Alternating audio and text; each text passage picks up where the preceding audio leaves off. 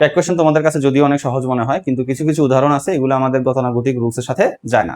সেক্ষেত্রে আমাদের একটু কৌশলী হয়ে চিন্তা করতে হবে। সেক্ষেত্রে 10টি ট্যাগ কোয়েশ্চেন তোমাদের জন্য বের করে এনেছি। এগুলা তুলনামূলক একটু তোমাদের কাছে বিভ্রান্তিকর মনে হতে পারে।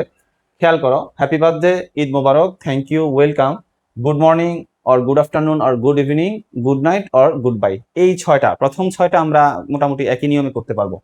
দেখো, ট্যাগ কোয়েশ্চেন করার জন্য আমরা প্রথমেই মূল যে জিনিসটা খুঁজি সেটা হচ্ছে বিভার্ব। বিভার্ব না পেলে আমরা খুঁজি হচ্ছে মূল ভার্ব। তো সেই ক্ষেত্রে এখানে আমরা দেখতে পাচ্ছি আমাদের এই জিনিসগুলা, বিভার্ব, মূল ভার্ব, এই জিনিসগুলো এখানে উজ্জ্ব বা তোমার ঠিকভাবে উল্লেখ করা নাই। সেক্ষেত্রে আমরা কি করব খেয়াল করো। আমরা যদি এইভাবে চিন্তা করি যে হ্যাপি বার্থডে, ঈদ মোবারক, তারপরে হচ্ছে থ্যাংক ইউ, ওয়েলকাম, এই কথাগুলো আমরা কখন কিভাবে বলি কিংবা কাকে বলি, আমরা যদি একটু খেয়াল করি তাহলে বুঝতে পারবো যে এই কথাগুলো মূলত আমরা ফার্স্ট পারসন, সেকেন্ড পারসনকে বলি। যেমন আমি যদি কাউকে হ্যাপি বার্থডে, তার বার্থডে উইশ করতে চাই, তাহলে সেক্ষেত্রে কি বলি, শুধু হ্যাপি বার্থডে বলি। কিন্তু এটা আসলে মূল কথাটা হওয়ার কথা ছিল I wish you happy birthday. যখন কাউকে আমি ঈদ মোবারক বলে ঈদের শুভেচ্ছা জানাই, সেক্ষেত্রে এটা মূলত হচ্ছে I wish you Eid Mubarak. Thank your ব্যাপারটা, থ্যাংক নিজে একটা ভার্ব, এটা মূলত এখানে উজ্জ্ব আছে হচ্ছে আই থ্যাংক ইউ, আমি তোমাকে ধন্যবাদ জানাই। ওয়েলকামের ব্যাপারটা কি, আই ওয়েলকাম ইউ, আমি তোমাকে স্বাগতম জানাই। Good morning, good afternoon, good evening, যখন কারোর সাথে কারো দেখা হয় সকালবেলা অথবা বিকেলবেলা অথবা সন্ধ্যাবেলা, সেক্ষেত্রে আমরা দেখা হওয়ার সাথে সাথেই তাকে ওই ইভিনিংটা অথবা তোমার মর্নিংটা তাকে বা আফটারনুনটা তাকে আমরা উইশ করি। সেক্ষেত্রে আমরা উইশ করা হয় এটা। গুড নাইট, গুড বাই কখন বলা হয়, যখন আমরা কথাবার্তা শেষ, তার থেকে বিদায় নিয়ে যাব, তখন আমরা গুড নাইট অথবা গুড বাই বলি। তো সেই ক্ষেত্রে আমরা এইগুলোর জন্য এই কথাটা ইউজ করতে পারি যে I wish you happy birthday, I wish you Eid Mubarak, এরপর হচ্ছে I wish you good morning, I wish you good night. তাহলে আমার এখানে ভার্ব যদি আমার উইশ হয়ে থাকে, তাহলে সেক্ষেত্রে আমরা কিভাবে ট্যাগটা করব, ভার্বের প্রেজেন্ট ফর্ম থাকার কারণে আমরা লিখতে হবে হচ্ছে ডু।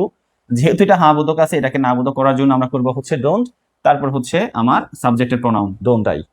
আচ্ছা, তাহলে থ্যাংক ইউ, ওয়েলকাম কি হবে? থ্যাংক যেহেতু নিজে একটা ভার্ব, এটা থাকার কথা ছিল এভাবে যে আই থ্যাংক ইউ অথবা আই ওয়েলকাম ইউ। তাহলে থ্যাংক ভার্বটা এবং ওয়েলকাম ভার্বটা ভার্বের প্রেজেন্ট ফর্মে রয়েছে, সেই ক্ষেত্রে আমরা ডোন্ট আই ইউজ করব। তার মানে 1 থেকে 6 পর্যন্ত আমার উত্তর হচ্ছে ডোন্ট আই। 1 থেকে 6 পর্যন্ত আমার উত্তর হচ্ছে ডোন্ট আই। এবার আমরা 7 নাম্বারটা খেয়াল করো, এখানে আছে হচ্ছে আই ইজ এ প্রোনাউন, 8 নাম্বারে আছে I is a letter, he is a pronoun, you is a pronoun. এইসব ক্ষেত্রে বিভ্রান্তির জায়গাটা কোথায় আসলে? এই ক্ষেত্রে দেখা যাচ্ছে আই ইজ এ প্রোনাউন, আমরা তো জানি যে আই যখন বসে সাবজেক্ট হিসেবে, সেই ক্ষেত্রে আইর পরে তো শুধু এম বসে, কিন্তু এখানে ইজ ব্যবহার করা হচ্ছে কেন? এখানে আসলে আইটাকে পরিচয় করানো হচ্ছে একটা প্রোনাউন হিসেবে। আই এখানে কোনো ব্যক্তিকে নির্দেশ করছে না, নির্দেশ করে হচ্ছে আই শব্দটা একটা প্রোনাউন সেটা। তাহলে সেক্ষেত্রে আমরা ইজ ব্যবহার করব, হ্যাঁ বোধকের জন্য আমরা না বোধক, এবং আই এখানে ব্যক্তি না, সেক্ষেত্রে আমরা আইটাকে আই হিসেবে না লিখে, যেহেতু এটা একটা শব্দ মানে প্রোনাউন হিসেবে ইউজ করা হচ্ছে, আমরা এটার পরিবর্তে ব্যবহার করব হচ্ছে ইট। তাহলে এটার উত্তর হবে হচ্ছে ইজেন্ট ইট। 8 নাম্বারটা ঠিক একই রকম ভাবে আই ইজ এ লেটার, মানে A B C D E F G H I, I যে এখানে একটা লেটার বা বর্ণ, এটা এখানে এই ক্ষেত্রে এভাবে বোঝানো হয়েছে। তাহলে এখানে বোঝানো হয়েছে হচ্ছে ব্যক্তি না, শব্দ হিসেবে, এটা যে একটা প্রোনাউন সেটা হিসেবে এখানে বোঝানো হয়েছে একটা লেটার হিসেবে, সেক্ষেত্রে এটাও হবে হচ্ছে ইজেন্ট ইট।